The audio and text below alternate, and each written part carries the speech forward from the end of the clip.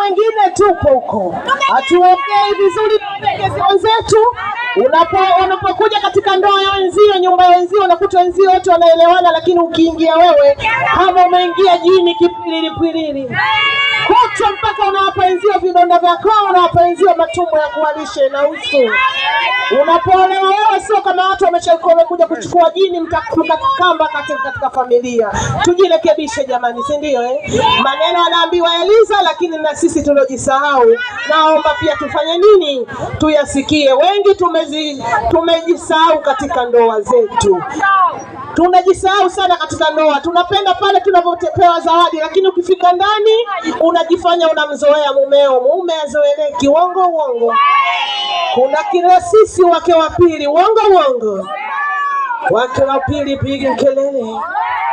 Unaambiwa mwanaume sio kama anamfuata mke wa pili kama wewe hujui. Hapana, anafuata zile tabia zako. Tabia zako zikiwa ziendi sawa na kwenda kufanya nini? Kuna mchepuko alafu kuna mke wa pili. Kwa sana mke wa pili. Eliza, Amina, huyu manake ndo wa mwisho na ndo wa mwisho tena. Atumlete tena mwingine, si ndio Nadhani jamani, ndugu zangu wageni walikwa, amemaliza mambo yote. Uongo. Anaposema usafi, zingatia usafi. Umependeza leo, kesho na kesho kutwa.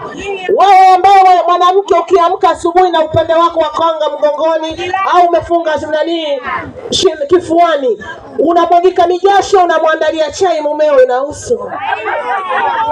Ufanyi biashara yoyote wewe kutwa vibalozani kwa wenzio kwenda kufitinisha watu, inahusu. Ngeukie mwenzio mwambie acha umbea. Fanya biashara mwanamke, siku hizi biashara. Ngeukie mwenzio mwambie wanawake siku hizi hatutegemei wanaume mambo yote. Wanawake lazima wanategemea, si lingine ni biashara. Uongo. Eliza, Amina, ukafanya biashara. Sio kila siku kama mwanaume anaweza akapata. Uongo. Mwanaume kuna leo kupata, kesho kukosa. Sasa vile mwanaume amekosa, wewe unaweza kukimbilia nyumbani, haipendezi. Shida, njaa, ziki, raha kwa mume wako. Ndiyo maana wanasema kwamba usiende kutia aibu kwa mume wako. Uongo.